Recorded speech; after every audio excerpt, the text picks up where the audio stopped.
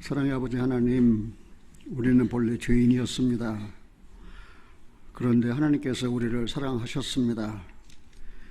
당신의 아들을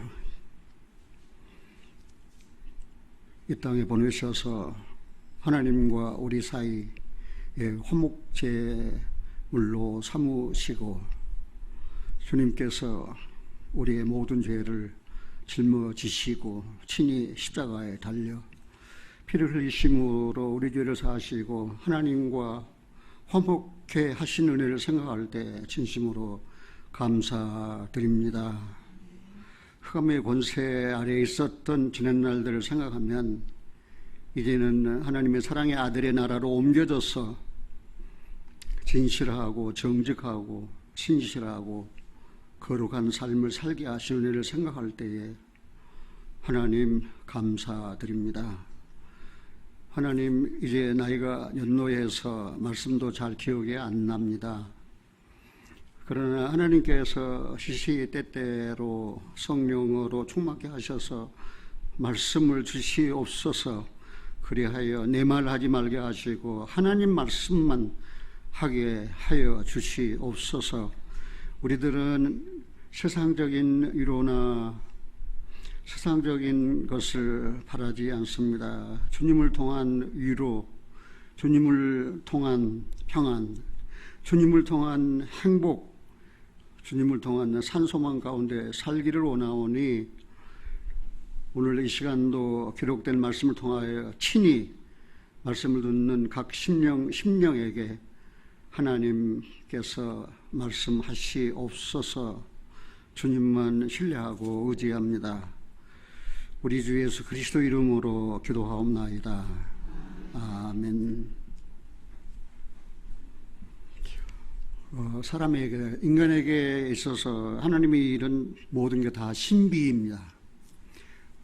미스테리, 영어로 말하면은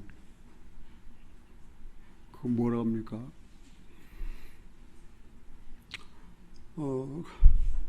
그게 뭐 미라클? 아니, 그러니까 비밀이에요. 다 신비예요. 하나님의 일은 다 신비예요.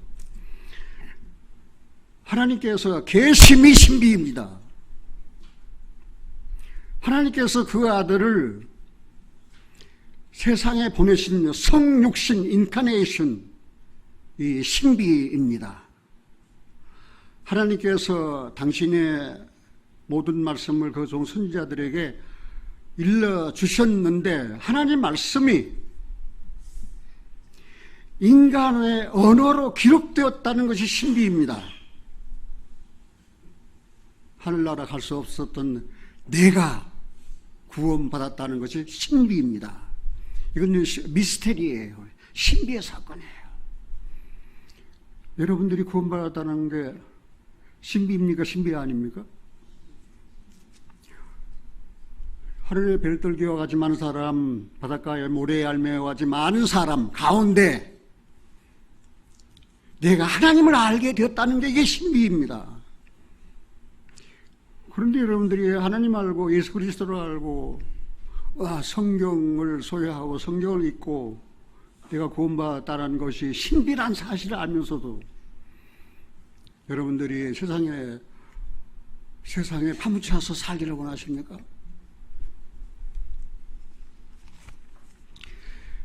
아까 우리가 불렀던 찬송 243장 가운데서 이 세상에 머물 동안, 그래요. 이 세상 머물 동안, 그러면 머물 수 없는 길이 날이 온다 그 말입니다. 이 세상 머물 동안. 나는 어떤 데는 하나님 앞에 그래요.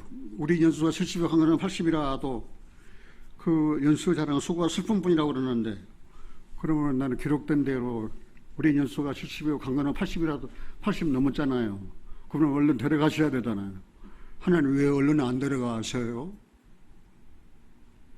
내가 이 세상에 머물러야 할 이유가 더 있나요? 너는 세상에 소망이 없거든요. 너는 욕심도 없거든요. 먹을 것과 입을 것이 있으면 만족하거든요. 이 세상에 머물 동안 주의 일을 힘쓰며, 누구의 일을 힘쓰는가? 주의 일을 힘쓰며 주의 구원함과 은총 전하고, 이제는 주의 구원함과 은총을 전할 문이 거의 닫혔습니다. 지금 우리가 전도한다고 열심히 하지만 힘들어요. 구원받기 힘들어요. 구원받았다 해도 죽정이가 되기 쉬워요. 왜요? 우리가 하나님과 함께 일하는 자로서 너희를 권하노니 하나님의 은혜를 헛되이 받지 말라. 가라사대 내가 은혜 베풀 때에 너를 듣고 구원의 날을 너를 도왔다 했으니 보라 지금은 은혜 받을 만 지금은 구원의 날이라. 그런데 은혜 받을 만한데 구원의 날이 이제 거의 다 크로스에 오픈되어 있던 구원의 날이, 은혜를 입을 날이 이제는 거의 다 문이 닫혀진 상태예요. 왜요? 주님의 재림이 가깝거든요. 나의 생명 마치는 날, 저 본향에 올라가. 여러분 생명 마치는 날 저 본향에 올라갈 준비가 다 되어 있습니까? 구원받았습니까? 거듭났습니까? 죄사함 받았습니까? 하나님과 화목되었습니까? 예배당에 아무리 오래 다녀도 죄사함으로 말미암는 구원을 받지 아니었으면 저 하늘나라에 못 올라갑니다. 예배당에 와서 직분 다 받고 그랬다 할지라도 거듭나지 않았으면 하나님 나라에 볼 수가 없습니다. 나의 생명 마치는 날 있어요. 그것이 오늘일는지도 몰라요. 그것이 내일일는지도 몰라요. 그것이 1년 후에일는지도 몰라요. 나의 생명 마치는 날이 있다는 사실이에요. 태어났으면 죽어야 되니까 천하의 범사의 기한이 있습니다. 모든 목적이 이룰 때가 있습니다. 날 때가 있습니다. 죽을 때가 있습니다. 심을 때가 있습니다. 뽑을 때가 있습니다. 찢을 때가 있습니다. 꼬맬 때가 있습니다. 전쟁할 때가 있습니다. 평화할 때가 있습니다. 하나님께서는 모든 것을 지으시되 때를 따라서 아름답게 하셨습니다. 단 인간에게는 영원을 사모하는 마음을 주셨어요. 여러분들은 영원을 사모하고 사십니까?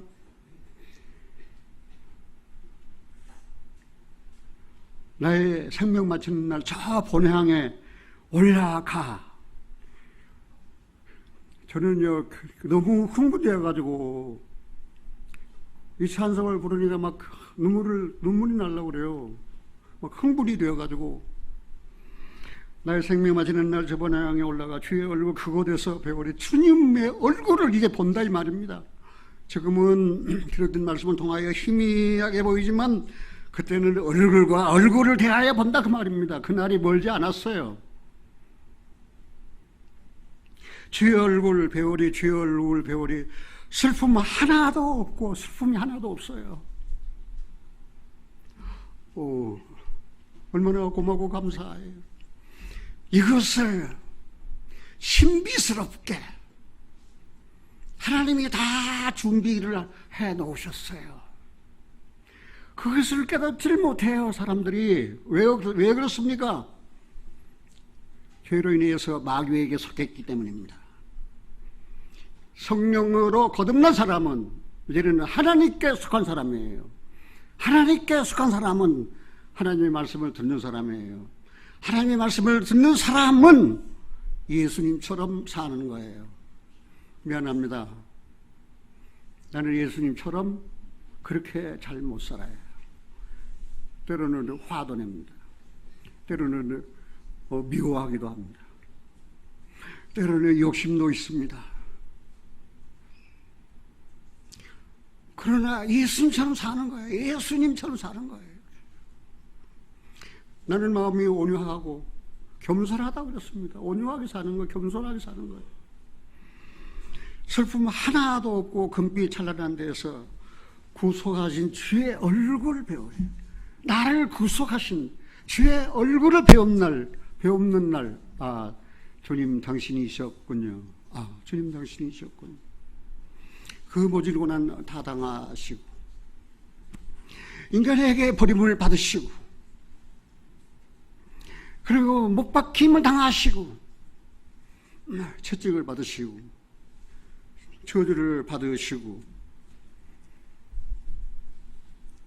내 죄에 짊어지시고 십자가에서 피 흘려 죽으시고, 이 땅의 죄악을 하루에 제하시고 죽은 자 가운데서 부활하셔서 나로 하여금 의롭다함을 얻게 하시고 나의 영원한 의가 되어주신 오 예수님, 주님, 당신이셨군요 할 수 있는 그날이 많지 않았어요. 지금은 초림하신 예수를 전할 때가 아니에요. 지금 재림 예수를 전할 시기에 지금 그런 시기가 됐어요. 이게 굉장히 중요한 내용입니다. 말세 종말에 얻을 성도의 기쁨, 마지막 날 성도들이 얻을 기쁨을 생각해 보셨습니까? 그런데 의가 가는 새하늘과 새 땅에서 열릴 천국의 잔치에 대해서 여러분들은 생각해 보셨습니까? 그 잔치를 베푸시는 분이 하나님이십니다. 연회를 베푸실 것이라 그랬어요. 하나님께서 차리시는 음식은 오래 저장되었던 맑은 포도주와 기름진 음식입니다.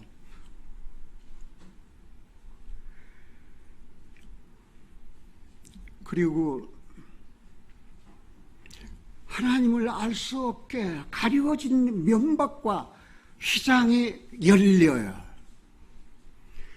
그리고 사망을 영원히 멸하시는 것이에요. 그리고 눈물을 씻기시고 인간의 모든 수치를 다 제하십니다. 금빛 찬란한 곳에서. 지금까지 이해하지 못했던 하나님의 주권에 대해서 알 수 있습니다. 하나님께서 주인이 되어서 행하신 권리에 대해서 알 수 있어요. 하나님의 주권에 대해서 알 수 있어요. 여러분들이 하나님의 주권에 대해서 얼마나 아시려는지 저는 잘 모르겠습니다. 이제 나 자신을 살펴야 할 때 내가 정말 성령으로 거듭났는가? 나는 하나님께 속한 사람인가? 내가 이 땅에 지금 나그네이지만, 행인과 나그네이지만 하늘나라의 본향을 가기 위한 준비가 확실하게 다 되어 있는가?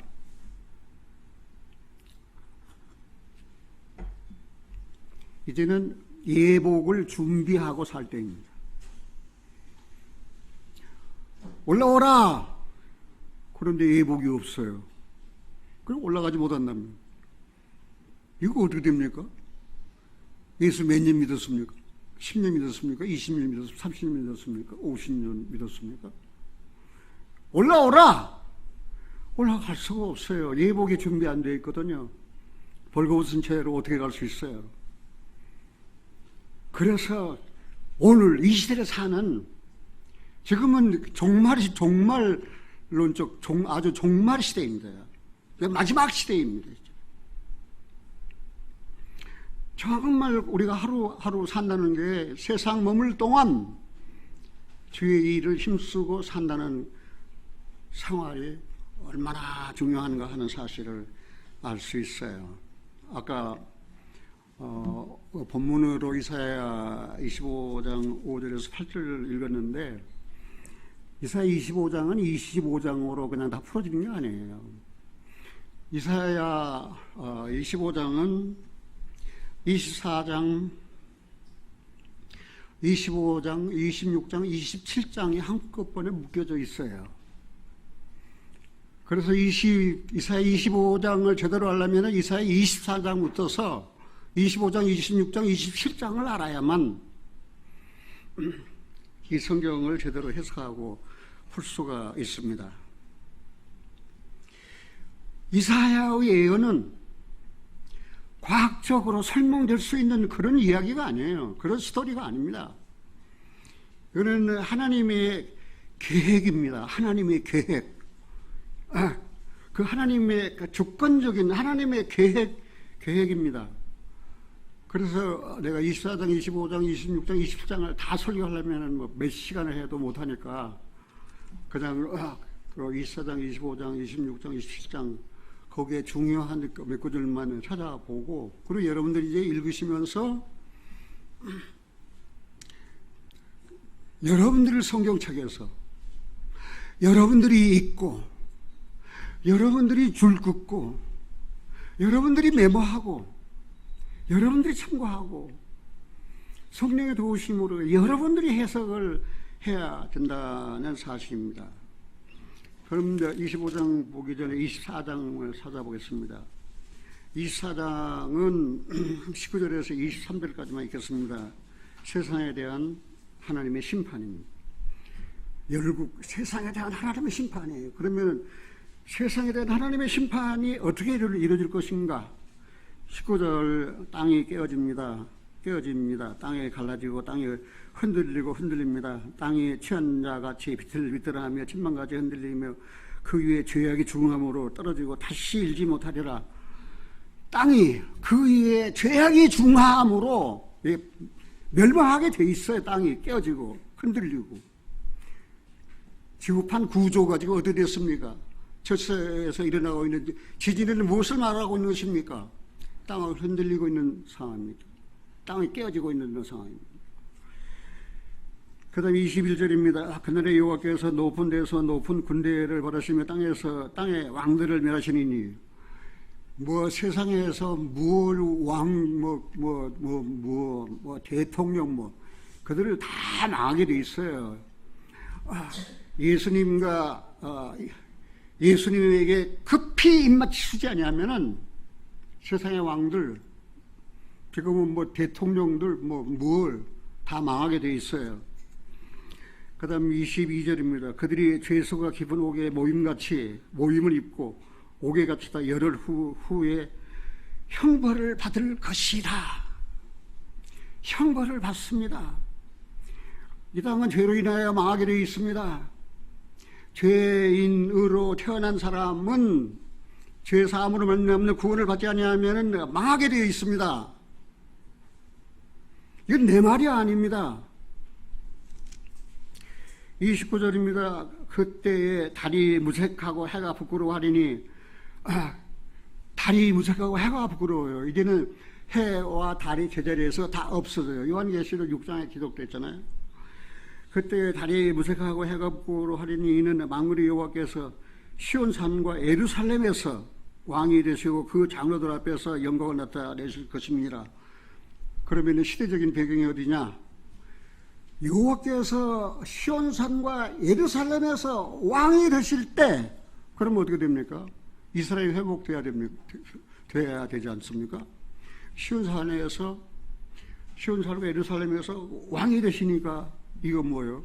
초림하신 예수님입니까? 아니에요. 이건 재림하실 상태를 말하고 있는 거예요. 재림하셔서 이루어질 상태를 이야기하고 있는 거예요. 그럼 지금 어떻게 되었습니까? 예루살렘이 회복됐지 않습니까? 스가랴 14장에 기록된 말씀대로 그 발이 예루살렘 앞 곧 동편 감람산에 서실 것이요. 다 준비되어 있어요. 발만 내려놓으면 이제 끝입니다. 그런 정도로 가까이 지금 이루어졌어요. 아주 말세지 말을 우리가 살고 있는 거지, 지금요. 지금 하루하루 산다는 게 두려워요, 무서워요. 여러분들이 어떻게 세상 살고 사시는지 모르지만 하나님의 눈으로 볼 때, 예수님의 눈으로 볼 때, 성령을 거듭난 그리스도인으로 인해 눈으로 볼 때 이 세상이 죄악에 관영한 세대예요. 거짓이 거짓이 판치는 시대예요. 진리는 간 데가 없어요, 지금요. 모든 국제사회에 있어서나 돌아가는 모든 일들을 보면은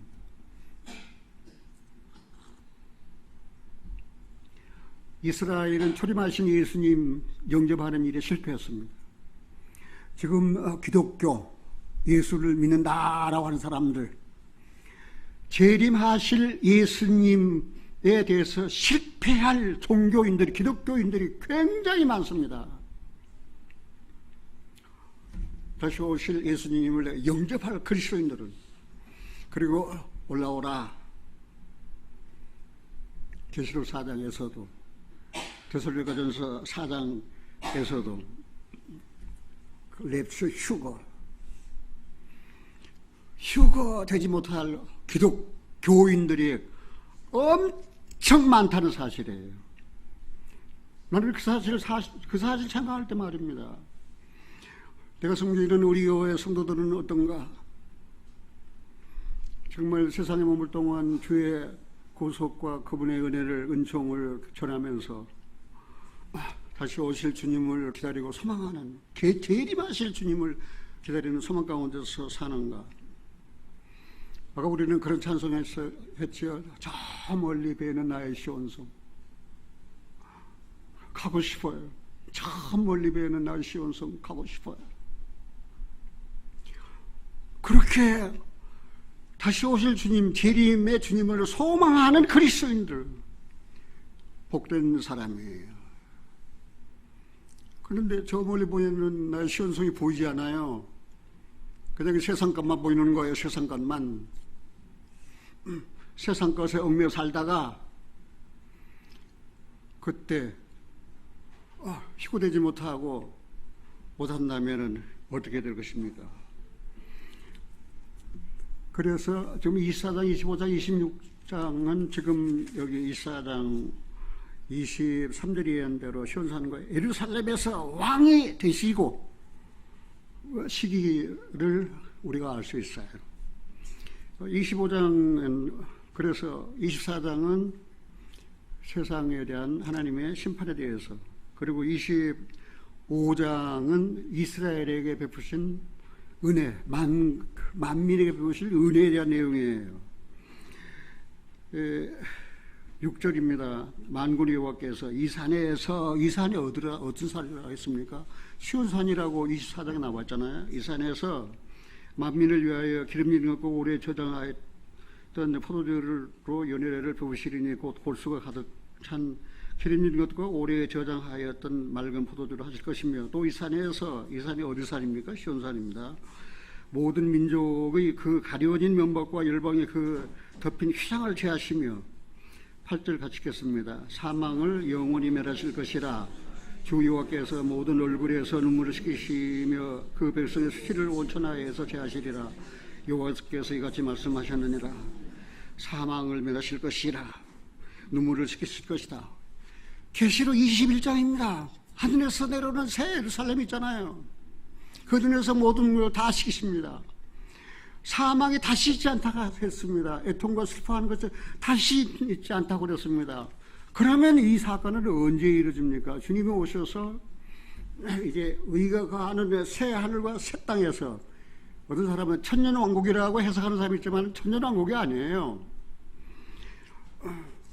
그 다음에 26장을 보겠습니다. 그래서 이스라엘과 만민에게 베푸실 은혜에 대한 내용이 25장에 기록되어 있죠. 이제 26장입니다.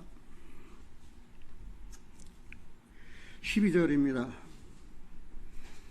여호와여, 주께서 우리를 위하여 평강을 베푸시오리니 주께서 우리 모든 일을 우리를 위하여 이루시님이니이다. 여호와 우리 하나님이시여, 주 외에 다른 주들이 우리를 관할하여 싸우나 우리가 주만 의뢰하고 주의 이름을 부르리이다.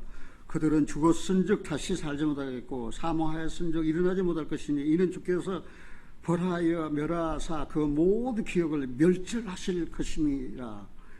이건 하나님께서 은혜를 베푸신 이스라엘, 그리고 만민들, 은혜를 받은 사람, 만민 가운데서 은혜를 받은 사람 은혜를 받은 사람을 보호하신다 그 말입니다. 어떻게 보호하셔요? 여호와여, 주께서 우리를 위하여 평강으로 보호하신다 그 말입니다. 그리고 26장은 보호하심에 대한 내용입니다. 27장은 새 왕국에서 이스라엘의 회복에 대한 내용입니다. 27장 12절 보겠습니다. 11절. 너희 이스라엘 자손들아, 이스라엘 자손들에게 말씀하시네요. 그날에 여호와께서 창인하는 하수에서부터 애굽 시내까지 과실을 떤 것 같이 너희를 일일이 모으시리라. 회복이에요. 지금도 흩어졌던 유대인들 모으시지만 미국에 있는 유대인들은 이스라엘로 잘 안 가려고 그래요. 왜 안 가려고 하는지 아십니까? 싸우는 어마어마한 부 때문입니다. 그 어마어마한 부, 그 부를 통하여 누리는 그 호합한 호사스러운 거, 그걸 버리고 이스라엘 땅으로 왜 돌아가냐고 말입니다. 그래 유대인들이 안 돌아가려고 그러는 거예요. 미국에 있는 유대인들이 600만이나 되는 유대인들이 말입니다. 그러나 그날에는 뭐예요? 흩어져 있는 이스라엘을 일일이 다 모으신다고 그랬어요. 그들이 큰 나팔을 울려부리니 아수르 땅에서 파멸케 된 자와 애굽 땅으로 쫓겨난 자가 돌아와서 예루살렘 성산에서 여호와께 경배하리라. 그래 이스라엘이 흩어졌던 이스라엘 하나님께서 회복시킵니다. 그들이 돌아와서 성산에서 시온산은 예루살렘으로 번역하기도 해요. 시온산은 예루살렘으로 지칭하기도 합니다. 이 산에서 시온산에서 예루살렘에서 하나님을 경배하라, 하나님을 섬기리라. 그게 하나님의 계획이에요. 하나님의 주권적인 계획이에요. 그러면 우리가 그 내용을 간단하게 잠깐 설명드리자면 24장 세상 열방에 대한 심판이 있습니다. 아주 전무후무한 무지무지한 심판입니다.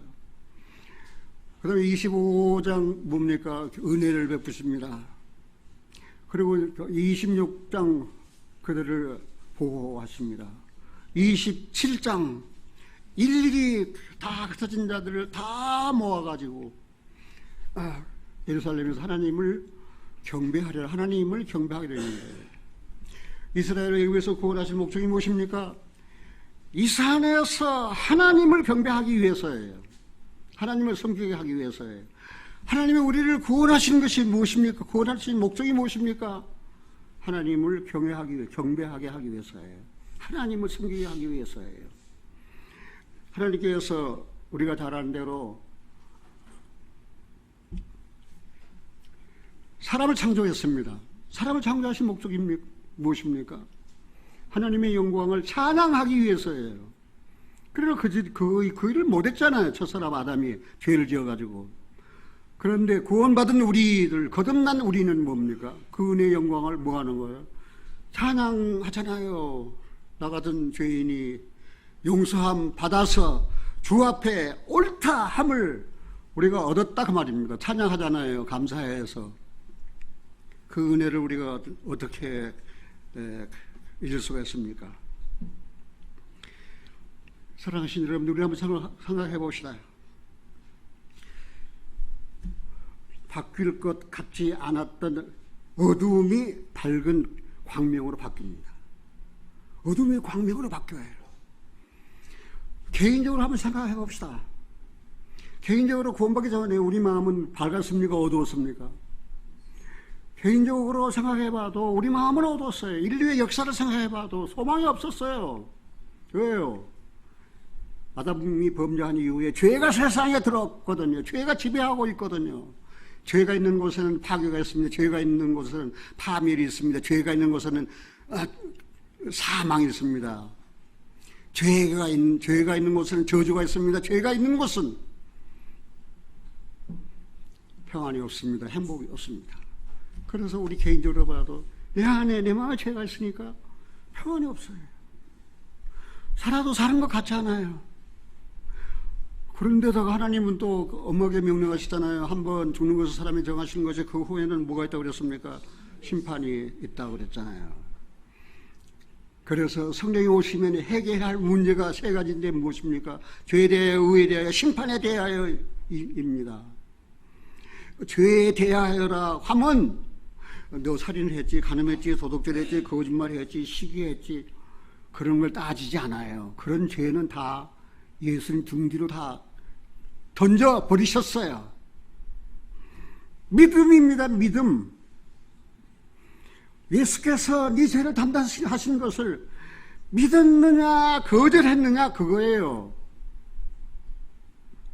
죄에 대하여라 하면 저희가 믿지 아니하며 여러분들은 어떻습니까? 죄에 대하여라면 저희를 믿지 아니하며 그런데 여러분들 믿음을 가졌습니까? 그냥 내가 예수 믿는다 내가 그런 믿음 가지고는 안 돼요. 계시된 믿음이어야 돼요. 계시된 믿음이 돼야 돼요. 그 믿음이 예수 안에 있었어요. 근데 성령으로 말미암아 그 믿음이 내게 계시됐어요. 그리스도께서 십자가에 죽으심으로 내 죄가 사해졌다는 사실을 성령이 오셔서 계시해 주셔서 깨닫게 해 주셨어요. 죄에 대하여, 의에 대하여 우리가 무슨 율법 행위로 의롭다함을 얻을 수 있습니까? 아니에요. 예수님께서 우리가 부활하셨어요. 왜? 우리 죄에 대해 죽으시고 부활하셨어요. 그게 부활하신 주님이 우리의 의예요. 심판에 대하여 이 세상 임금이 쫓겨났어요. 이 세상 임금이 누굽니까? 마귀입니다. 그런데 그렇게 성령이 오시면 죄에 대하여 의에 대하여 심판에 대하여 그 일을 우리 안에 하시는데 아직도 심판에 대하여 마귀가 쫓겨나지 아니하고 아직도 마귀가 내 안에 또 알을 틀고 기회만 타면은 죄를 짓게 하는 거예요. 네가 예수 믿어서 구원받았다고 에이그 거짓말 하지 마라. 그래서 사탄은 계속 유혹하고 우리를 하여금 온전한 믿음을 같이 못하게 만드는 거예요. 그래 어떻게 해야 됐습니까? 바꿀 것 같지 않았던 이 어둠의 세력이 세상에 빛으로 오신 예수 그리스도를 내 마음에 모시자마자 얘는 어둠에 물러가고 내 마음은 어떻게 해요? 내 마음은 밝아졌어요.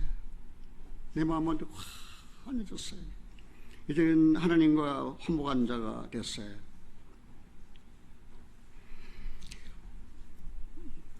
무지가 하나님의 영광을 가로막고 있어요. 이 세상 신이 믿지 아니한 자들의 마음을 혼미케 하여 하나님의 영광에 이르는 구원의 복음을 깨닫지 못하게 가로막고 있다는 사실입니다. 우리가 본문을 한번 돌아보겠습니다. 마른 땅에 폭양을 체험같이 해요. 땅이 말랐어요. 햇빛이 쨍쨍 내려줘요. 그러면 그 땅에 사는 생물들이 제대로 살겠어 못 살겠어요? 못 살잖아요. 마른 땅에 폭양을 체험같이 주께서 외인의 헌화를 떠드는 소리를 하나님이 어디 있어? 그치게 하시며 폭양으로 구름을 가리움같이 포악한 자의 노래를 낮추시리이다. 사랑하신 여러분들이요, 주님으로 말미암은 찬미가 아니면 그거는 찬미가 아니에요. 그거는 탄식이에요. 탄식.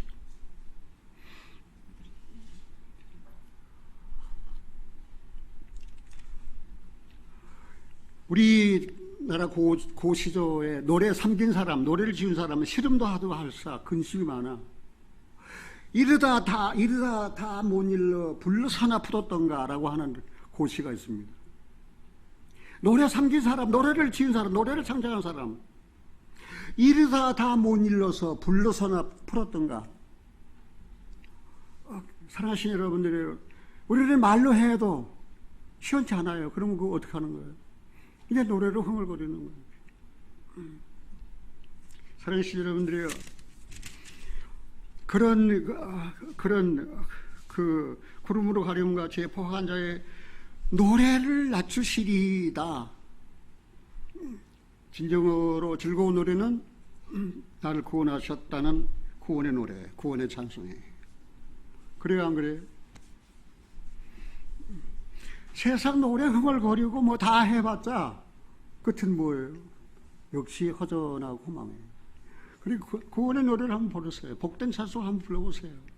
얼마나 마음이 흐뭇하고 마음이 꽉 채우는지.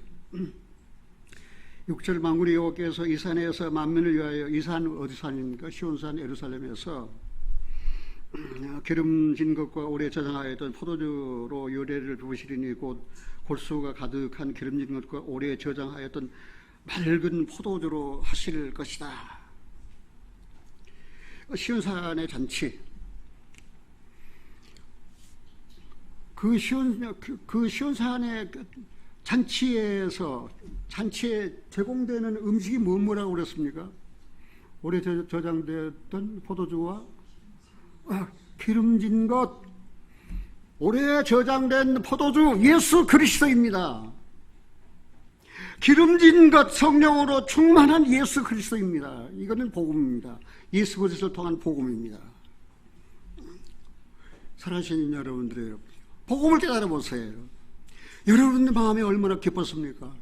복음을 깨달아 보세요. 여러분들의 마음이 얼마나 풍성했습니까? 그래서 그 시온산, 그 예루살렘에서 예수 그리스도를 아는 지식이 아주 충만합니다. 오, 예수 그리스도, 오래 저장되었던 묵은 포도주, 맑은 포도주, 기름진 거, 살찌고 기름진 거, 그것이 하나님이 베푸실 잔치의 음식 재료라는 사실입니다. 예수 그리스도라는 사실입니다.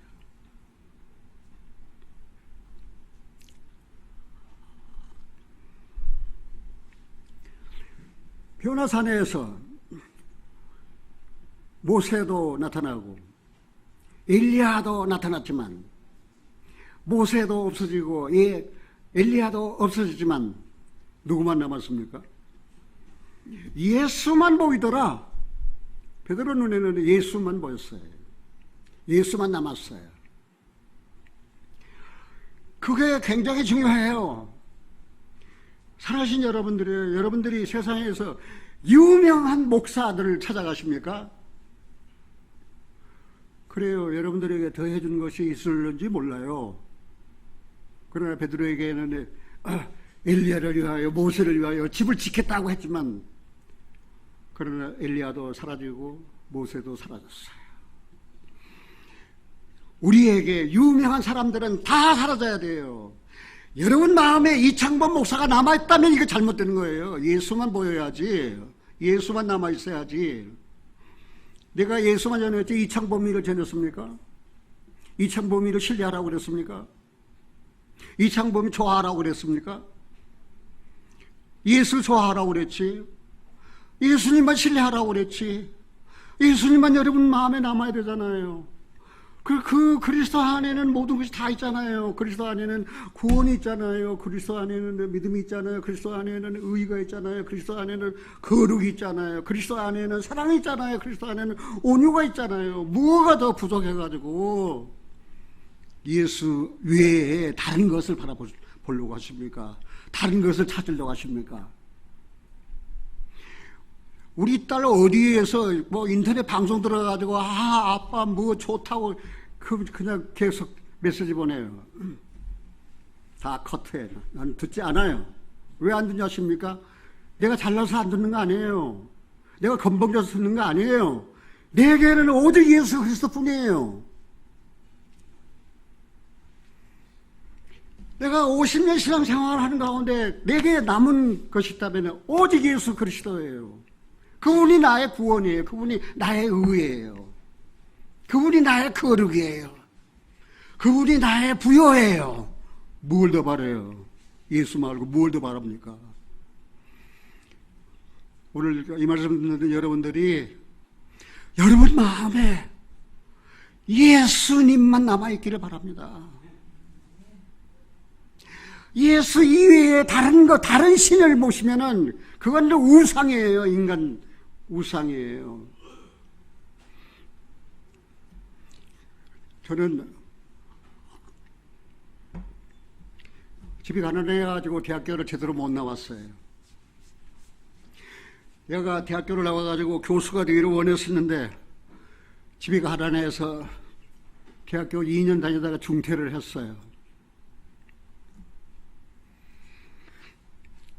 그러나 감사하게도 예수를 아는 이 은혜를 하나님이 내게 허락하셨어요.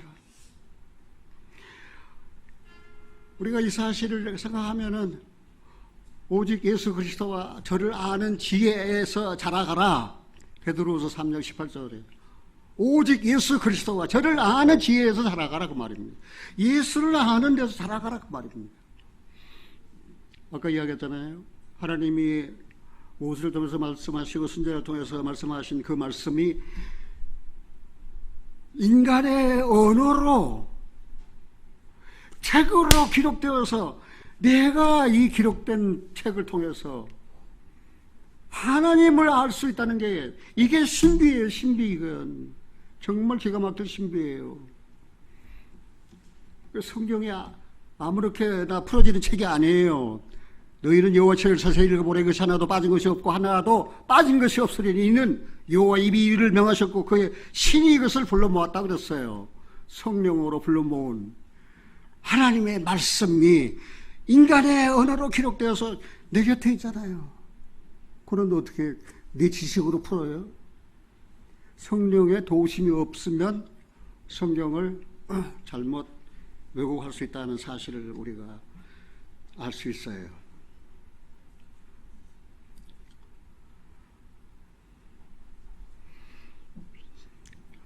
우리가 이스라엘 보면은 큰 중요한 두 산이 있습니다. 구약 시대는 무슨 산이 있었습니까?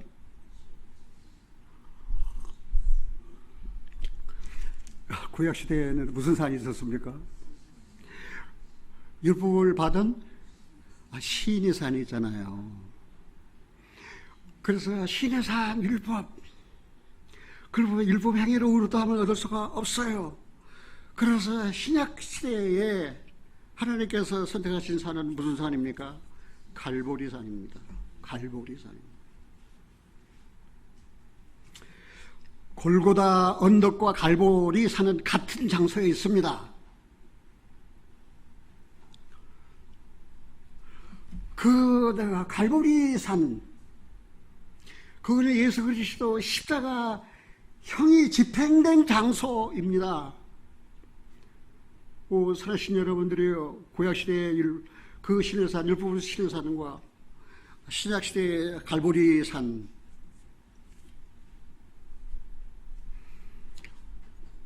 어떤 전도자는 이야기했어요. 하나님께로 가는 길을 어떻게 하면 알 수 있느냐? 서울대학교 나와도 모른다. 옥스퍼드나 하버드 대학을 나와도 하나님께 가는 길을 모른다. 그럼 오직 갈보리 산만 하나님께로 가는 길을 알 수 있다. 저는 어떤 책을 읽다가 그 전도인이 굉장히 어려운 상태에서 살다가 예수 만나가지고 구원을 받아가지고 내가 받은 이 구원, 내가 받은 이 은총을 내가 전해야지 하고 전도자가 되어서 외친 내용이 바로 그것입니다. 그리스도에게 가는 길은 오직 갈보리 십자가를 통해서만이다. 하버드 대학교를 나와서 가는 것이 아니다. 하버드 대학교 나와도 하늘 가는 길 몰라요. 그리스도에 가는 길 몰라요. 어디서? 갈보리. 그 십자가.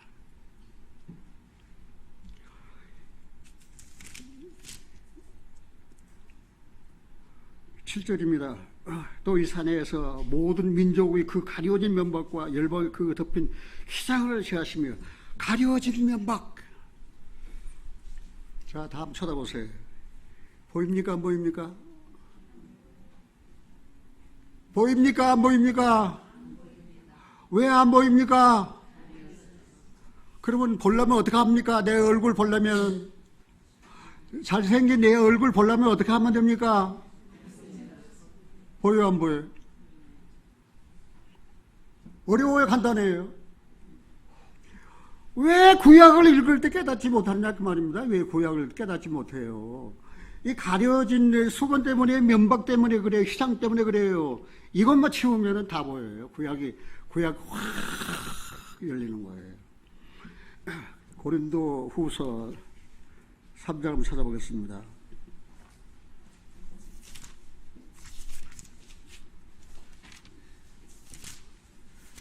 고린도후서 3장입니다.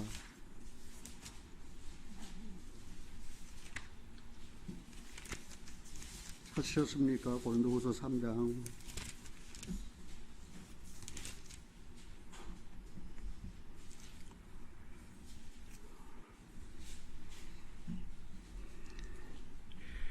(13절입니다) 우리는 고린도 교회에 대해 말합니다. 우리는 모세가 이스라엘 자손들로 장차 없어질 것을 결국을 주목지 못하게 하려고 수건을 그 얼굴에 쓴 것 같지 아니하노라. 그러나 저희 마음이 완고하여 오늘까지라도 구약을 읽을 때 그 수건이 오히려 벗어지지 아니하고 있으니 그 수건은 그리스도 안에서 없어질 것이라. 수건은 어디서 없어져요? 그리스도 안에서 없어져요. 그 다음 16절 그러나 언제든지 주께로 돌아가면 그 수건이 벗어지리라. 주는 영이 신이 주에게 오신 것에 자유함이 있느니라.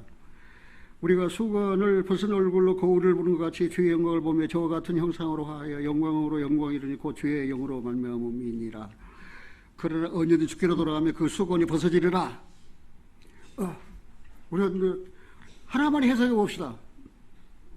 아담이 범죄하고 난 다음에 창세기 3장 15절에 무엇을 약속하셨습니까?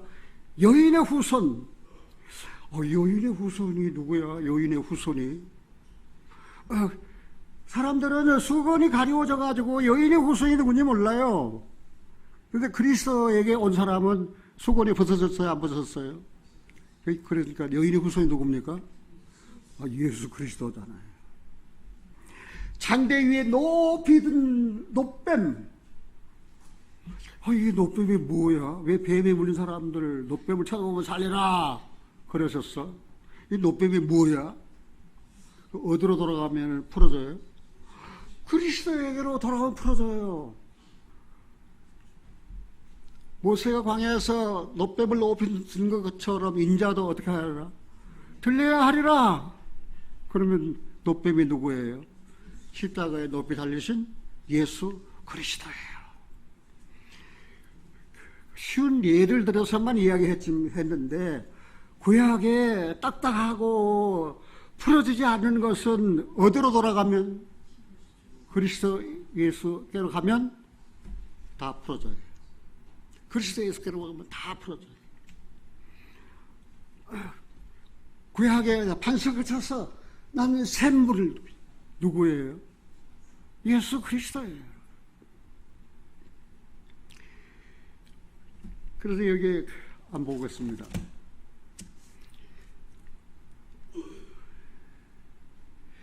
7절에 25절 7절에 또 이 산에서 모든 민족의 그 가리워진 면목과 열방의 그 덮인 휘장을 어떻게 한다고 그랬어요? 제하시며. 누구를 통해서? 예수 그리스도를 통해서. 그래서 구약은 오직 한 분 오실 메시아이신 예수 그리스도에 대해서, 신약은 오신 메시아의 성취에 대해서.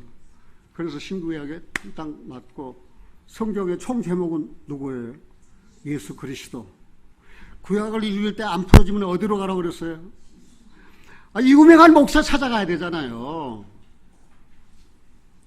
그거 아니죠. 누구한테 가면 돼요? 그리스도에 가면 돼요. 그리스도는 여기 계시니 여기 있는 곳에 뭐가 있어요? 자유함이 있어요. 그래서 다 풀어져가지고 그리스도께서 성령으로 내 안에 계세요. 내 안에 뭐가 있어요? 자유함이 있어요. 그 다음 사망을 영원히 어떻게 한다고 그랬어요? 사망을 영원히 멸할 것이다. 사망이 무엇입니까? 사망의 유래에 대해서 한번 생각해 봅시다. 사망은 누구로 말미암은 것입니까? 로마서 5장 한번 찾아보겠습니다. 로마서 5장 12절입니다. 이러므로 한 사람으로 말미암아 죄가 세상에 들어오고 죄로 말미암아 사망이 왔나니 이와 같이 모든 사람이 죄를 지었으므로 사망이 모든 사람에게 이르렀느니라. 한 사람으로 말미암아 죄가 세상에 들어오고, 죄만 들어온 게 아니에요. 뭣도 함께 따라와 들어온 거예요. 사망도 함께 따라와 들어온 거예요. 죄가 들어오면 사망도 따라온다. 내가 죄를 지었다 그러면 모두 따라오는 거예요. 사망도 따라 들어온다 그 말입니다. 그리스도인들이 왜 생명적인 삶을 살지 못하는 것이 무엇입니까? 죄 때문입니다. 그럼 그리스도인이 죄를 안 지을 수 있습니까? 죄를 안 지을 수 없습니다. 죄를 짓습니다. 그러면 어떻게 됩니까? 죄를 지으면 죄만 들어오는 것이 아니고 사망도 따라오는데, 그래서 그 해결책을 사도 요한은 요한일서 1장 8절 9절에서 이야기했어요. 만일 우리가 우리 죄를 자백하면 저는 미쁘시고 의로사 우리 죄를 사하시며 모든 불의에서 우리를 깨끗게 하실 것이요 죄 없다 하면 스스로 거짓말하는 자고 하나님을 속이는 자가 했습니다. 하나님 앞에 우리의 대언자가 있으니 예수 그리스도라. 저는 우리 죄만 위할 뿐만 아니고 온 세상 죄를 위하심이라 화목 제물이 되어 주셨어요. 그리스도께서. 그래서 하나님과 우리는 화목되었다는 사실입니다. 이 13절을 한번 더 보겠습니다. 로마서 5장 13절. 죄가 율법이 있기 전에도 세상에 있었으나, 죄가 율법이 있기 전에도 세상에 있었어요. 율법이 들어와서 죄가 들어온 게 아니에요. 율법이 있기 전에도 죄가 있었어요. 율법이 있기 전에도 모세, 하나님께서 아담에게 율법 주셨습니까? 하나님은 아담에게 율법 안 주셨어요. 그래도 죄를 졌어요. 그래서 사망이 따라온 거예요. 죄가 율법이 있기 전에도 있었어요. 지금 율법을 다 지키고 행함으로 구원받는다. 거짓말쟁이. 율법이 있기 전에도 죄가 있었는데, 그러면 그 죄는 어떻게 할 거예요? 율법의 행함으로 구원받는다면. 죄가 율법이 있기 전에도 세상에 있었으나 율법이 없을 때는 죄를 죄로 여기지 아니하느니라. 율법이 없을 때는 죄로 여기지 않아요.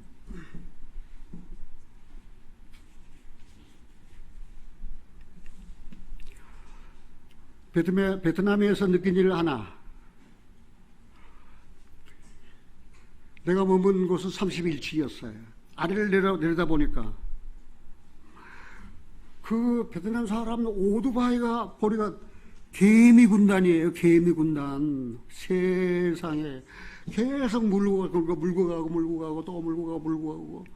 와. 그런데 시내를 한번 나가봤어요.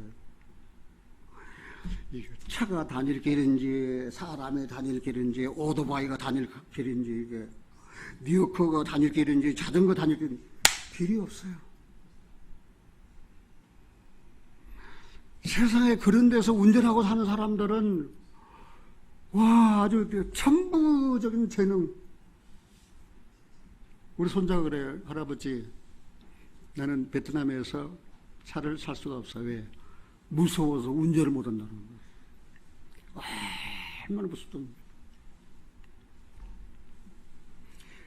그런데 죄가 율법이기 전에도 세상에 있었으나 율법이 없을 때에는 죄로 여기지 아니하느니라. 그래서 경찰들이 단속하는 법이 없어요. 단속하는 경찰을 하나도 본 일이 없어요. 어떤 애기 엄마는 애기를 안고 오토바이를 타고 말입니다. 그 다음에 핸드폰 하면서 오토바이 하고 가는 거. 우와, 세상에.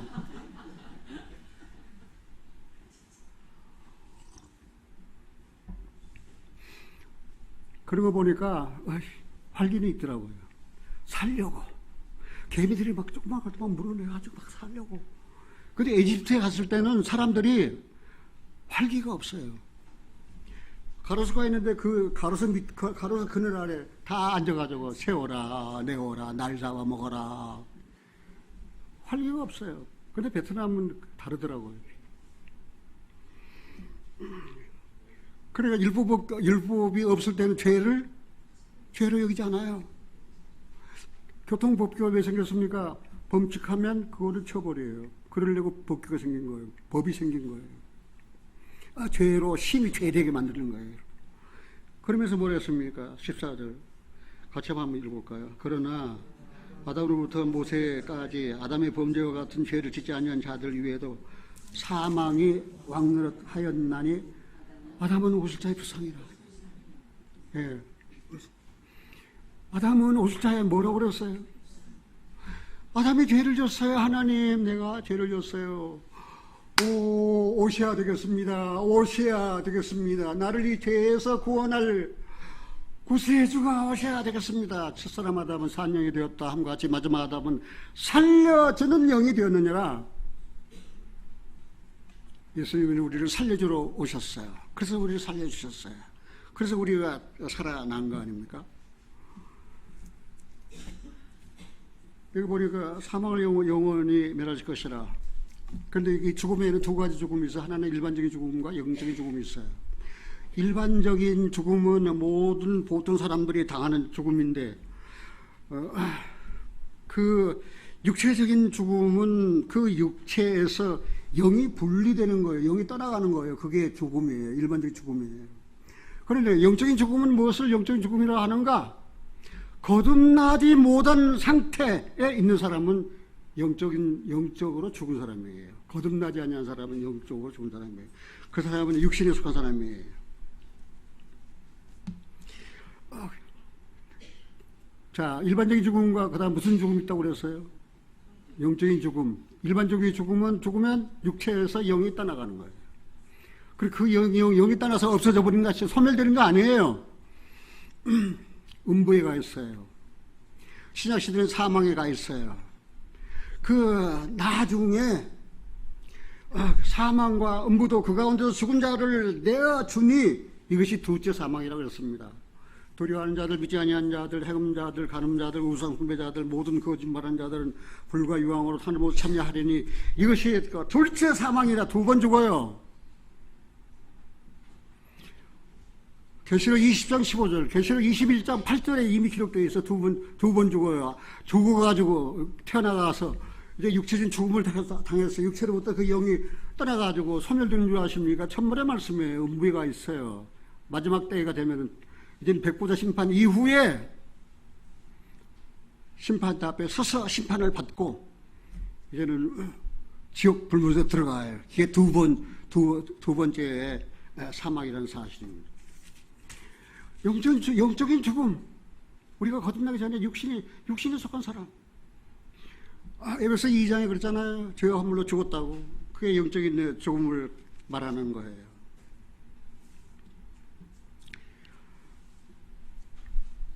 이제는 우리가 한번 이 죽음에 대한 문제를 해결하려면은 사망을 그 죽은 자 가운데서 부활하셔서 사망 권세를 이기신 예수 그리스도를 믿음으로 죽음에 대한 문제를 해결할 것이냐, 그것을 함으로 계속 죽은 자 가운데에서 심판을 받아. 그리고 두 번째 심판은 불과 그 불못을 타는 지옥에 갈 것이냐, 그것은 인간이 결정해야 돼요. 영접하여 그리스도를 내 구주로 영접하여 살 것이냐, 그리스도를 거절하고 배반하여 이제는 내 지옥 갈 것이냐. 하나님은 인간의 죄로 인한 모든 절망 상태를 다 벗겨버렸어요. 아주 간단하게 요한복음 3장 15절에 그렇게 기록되어 있어요.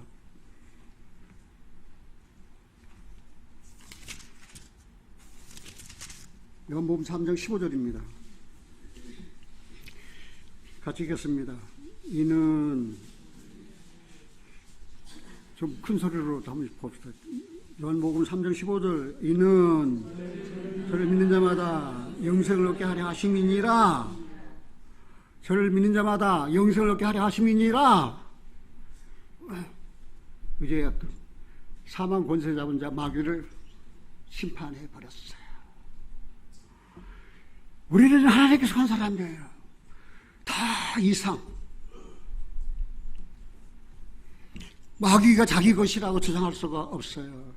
여기 그랬잖아요. 이는 저를 믿는 자마다 저가 누구예요? 하나님의 아들 겟세마네 동산에서 해골 그 갈보리 그 산 언덕에서 살이 찢기고 피를 다 쏟으시고 그리고 우리 죄를 다 사하셨어요. 이는 저를 믿는 자마다 뭐라고 그랬어요? 영생을 얻게 하려 하심이라. 믿었는데도 영생을 얻지 못했다. 말이 됩니까? 저를 믿는 자마다 영생을 얻게 하려 하심이라. 사망을 다 멸하셨습니다. 시간이 없어서 읽지는 않겠습니다. 고린도전서 15장에 보면은 사망을 제하셨습니다. 이게 비밀이라고 했습니다. 마지막 나팔에 호련히 순식간에 변화한다고 그랬습니다. 마지막 나팔에 호련히 순식간에 예수님이 공중에서 내가 공중에 이르렀으니 올라오라. 순식간에 호련히 변화돼요. 이제는 휴거됩니다. 사망아 너희 쏘는 것이 어디 있느냐. 사망에 쏘는 건 죄 걷는 율법이라. 그러나 우리 주 예수 그리스도로 말미암아 이김을 주신 하나님 앞에 감사한다고 그랬습니다. 더 이상 사망이 우리를 주관하지 못한다는 사실입니다. 처음부터 여러분들이 말씀드렸습니다. 이 시대는 재림을 준비하는 시대입니다. 다시 오실 재림하실 예수님을 영접할 준비를 해야 될 시대입니다. 우리가 마태복음 25장에 보면은 열천의 비유가 나옵니다. 열천 중 5은 미련합니다. 5은 지혜롭습니다. 등과 기름을 가지고 있습니다. 미련한 5처녀는 등만 있습니다. 등만. 공원. 내가 구원받았다. 그러나 기름이 없어요. 구원받은 사람들 조심하세요. 여러분들 구원받았다고 간증했습니까? 구원받았다는 등을 높이 들었습니까? 날마다 기름을 채웠습니까? 그 등에 기름을 채웠습니까? 그리고 주님 오실 때 밝혀질 등불이 환합니까? 그런데 미련한 5처녀는 아니에요. 등만 가지고 있는 거예요. 기름이 없어요.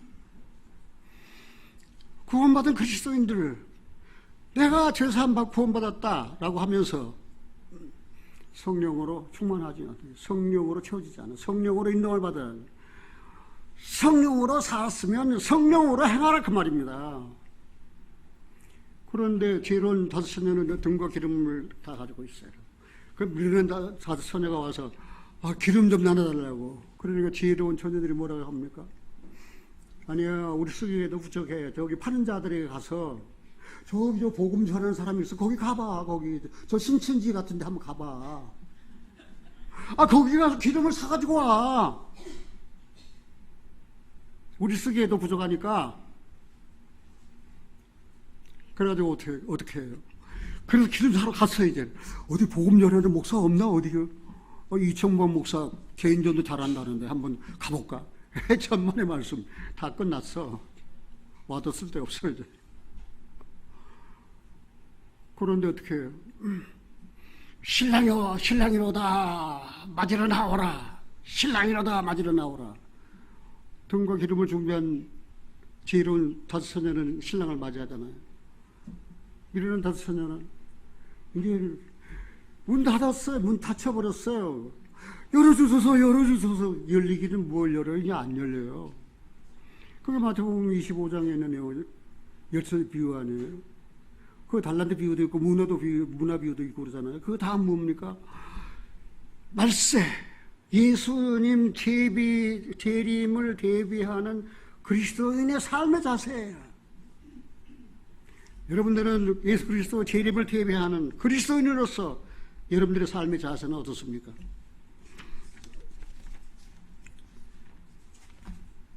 내가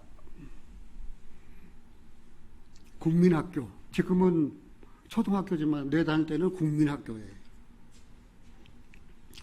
그 일제 강점기, 그때 내가 태어나서 그때 나도 살았거든요. 그런데 그때에 손양원 목사님이 계셨어요. 그 손양원 목사님은 1902년에 태어나가지고 1950년에 이제 소천하셨어요. 그분이 지은 책 가운데에서 사랑의 원자탄이라는 책이 있어요.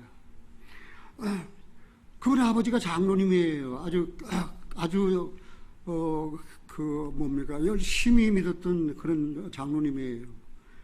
그런데 일제시대에 그 신사참배 안 했다고 감옥에 갇혀서 돌아가셨어요. 근데 이 손양원 목사는 동양선교, 지금 성결교단이 동양선교가 성결교단의 전신이에요. 그 동양선교에는 구원의 복음이 있었어요. 우리같이 꼭 이런 구원의 복음이 있었어요. 그래서 이 손양원 목사님은 조기철 목사님과 친교를 맺고, 그리고 이제 목사가 돼서 복음을 열심히 전했는데 1948년 여순 반란 사건 때 두 아들이 공산주의자에 의해서 처벌됐어요. 그런데 살해됐어요. 그때 그 살해한 손양원 목사의 두 아들을 살해한 안재선이라는 사람이 계엄군에 의해서 잡혔어요. 그럼 손양원 목사가 뭐라 할 거예요? 너 이놈 우리 아들 죽였으니까 너도 죽어볼래? 그런 게 아니고 두 아들을 자기의 양아들로 삼았어요. 그리고 그리스도의 은혜 안에 살았어요. 한센병 그 문둥이 고름을 자기 입으로 다 빨았어요. 그렇게 사랑을 실천하고 살았던 그분이 말입니다. 얼마나 주님을 고대하고 사모했는지 몰라요. 제가 지금은 초등학교지만 그때는 국민학교예요. 국민학교. 주일학교 다닐 때 내가 손양원 목사가 지은 주님 고대가라고 하는 그 노래를 불렀어요. 내가 그때 주일학교 다닐 때만 해도 어른 주일학교 할 것 없이 신앙이 아주 풍성한 분이에요. 사랑하신 여러분들이, 우리가 이만한 신앙을 가진 것도 저 이북 평양에서부터 내려오는 거예요. 평양 신학이 한국에서 최고예요. 내가 구원 받고 난 다음에 청계천 가가지고 그때 옛날 사람들은 어떻게 신앙생활을 했나 하고 이제 그 기록을 다 찾아보는데 이만큼 묶여지는 활천이라는 잡지가 있었어요. 활천이라는 책이 있었어요. 활천. 그러다 보니까 와, 어쩌면 우리가 전하는 구원의 복음과 똑같아요.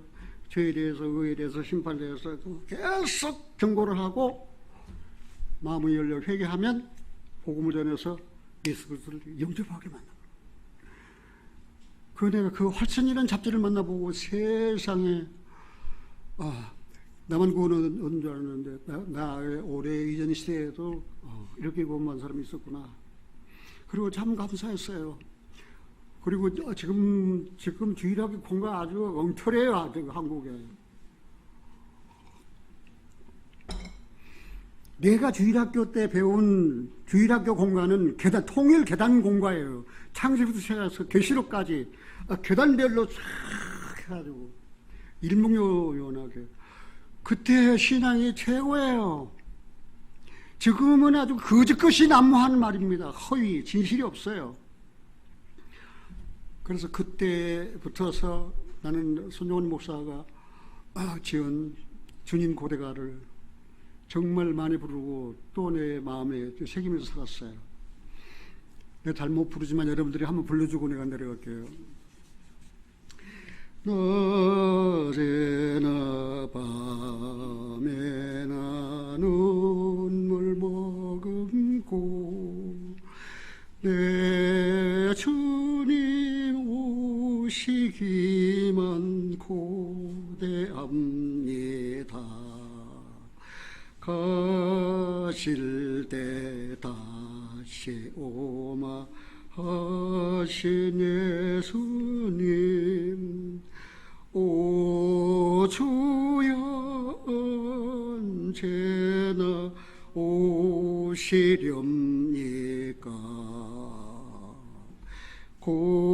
고적하고 쓸쓸한 빈들판에서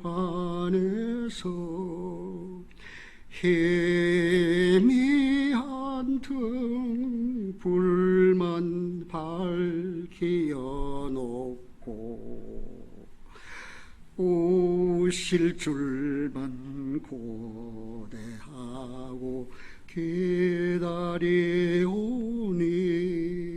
오 주여 언제나 오시렵니까?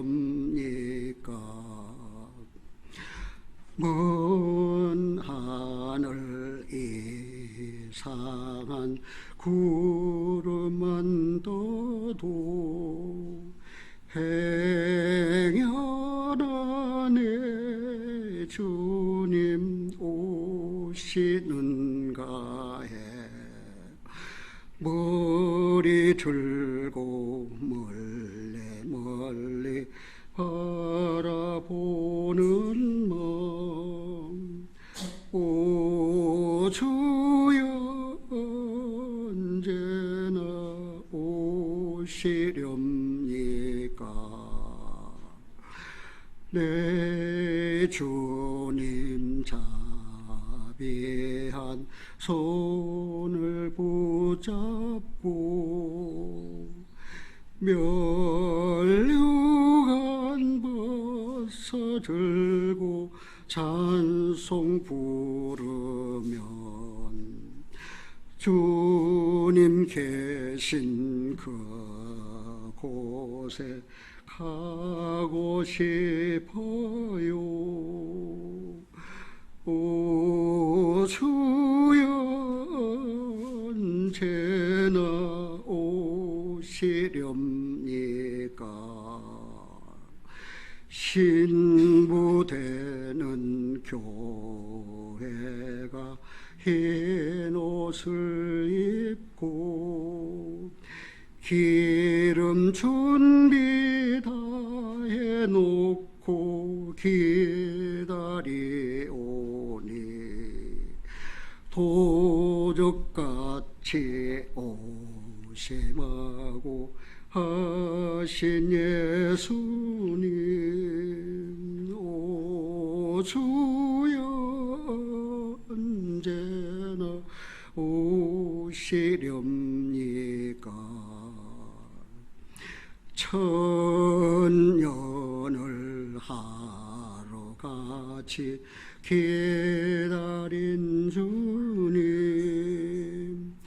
내 영혼 당하는 것 볼 수 없어서 이 시간도 기다리고 계신 내 주님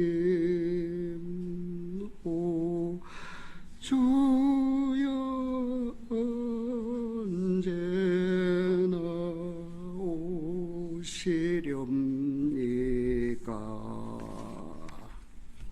사랑의 아버지 하나님 베풀어 주는 생각을 진심으로 감사드립니다. 이 세상 살 동안 주의 일을 힘쓰다가 주님 오신 날 기쁘게 맞이할 수 있는 은혜를 주시니 감사드립니다. 사랑의 주님 오 마라나다 아멘 주여 오시옵소서 주님을 사모하고 고대하고 기다립니다. 오 주님 오시옵소서 하나님 이 시간 우리들의 마음을 한때 묶어 고뇌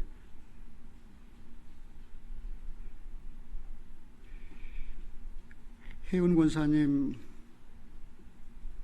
손자 김윤우가 하나님 병원에 입원해 있습니다. 그 어린 생명이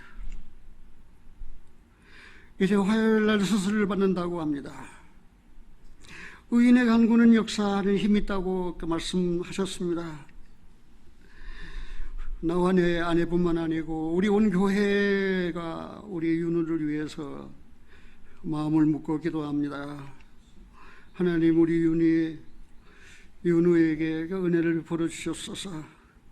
좋은 수술 결과를 받아서 아이가 자라며 강해지고 지혜가 충만하며 하나님의 은혜가 항상 함께하는 우리 김윤우 착한 어린이 귀한 생명 하나님 살려주시옵기를 간절히 원합니다.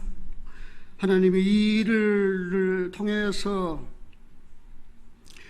윤우 아빠 엄마가 오직 나와 내 가정은 여호와만 섬기겠다고 결단하는 그런 놀라운 은혜도 함께 베풀어 주시옵기를 간절히 원합니다. 착하고 어린 생명 하나님 이 땅에 보내주셨는데 이제는 키가 자라고 지혜가 자라고 하나님의 은혜를 듬뿍 받는 복된 어린아이로 착하고 건강하게 자라도록 은혜를 베풀어 주시옵소서. 우리 주 예수 그리스도 이름으로 기도하옵나이다. 아멘.